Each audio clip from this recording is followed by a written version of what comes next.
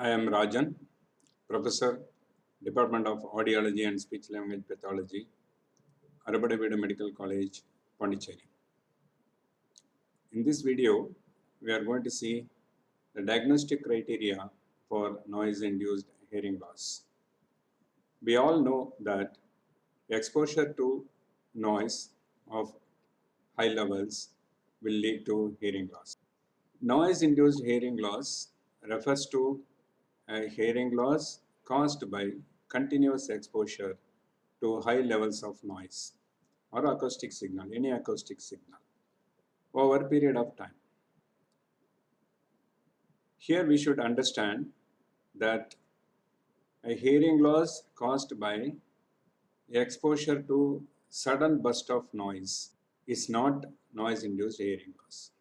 Like bomb blast, slap injury, accidents, etc. will cause immediate damage to the hearing mechanism. And that kind of hearing loss is not referred as noise-induced hearing loss. By noise-induced hearing loss or NIHL, we mean a hearing loss caused by continuous exposure to high levels of noise over a period of time, years together. We know that hearing loss is assessed by performing pure tone audiometry, and with the result, that is audiogram, we need to diagnose as noise-induced hearing loss. To diagnose so, we should follow some criteria. Let us see what are the criteria that we should follow for the diagnosis of NIHL. The diagnostic criteria could be sensory neural hearing loss, meaning the hearing loss caused by noise should be of sensory neural hearing loss. The exposure to a continuous period will damage the hair cells in the organ of corti, leading to hearing loss, which we know that it is sensory neural hearing loss. NIHL cannot be a conductive loss or mixed loss. It has to be a sensory neural. Then it should be bilateral. NIHL is always bilateral.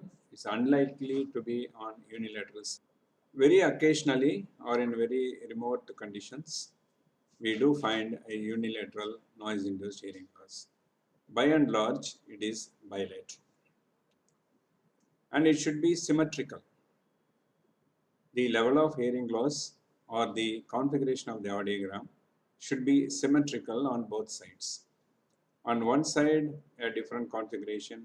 On the other side, a different configuration may not indicate noise-induced hearing loss.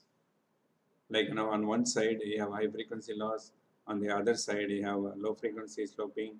That kind of different configuration cannot exist in noise-induced hearing loss. It has to be symmetric. Then there should be a sufficient history and a record of exposure to high noise levels of noise or acoustic signal. For example, there could be a person with a hearing loss, it's bilateral and also symmetrical. And he may be telling that he is working in an industry. So don't get misled by the history.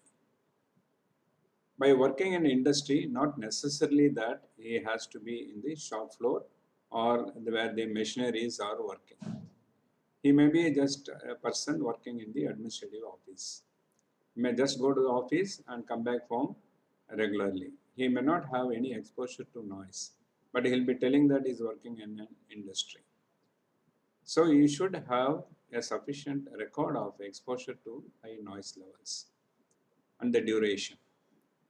If we can have a record of noise exposure in terms of decibel A, it will be an excellent supportive document to diagnose as noise-induced hearing loss. Otherwise, we have to be more cautious in terming it as a NIHL. So you have to be very careful in connecting the history to the existing loss. So remember, the diagnostic criteria for NIHL or SN loss, bilateral, symmetrical, and sufficient history of exposure to high noise levels. Thank you.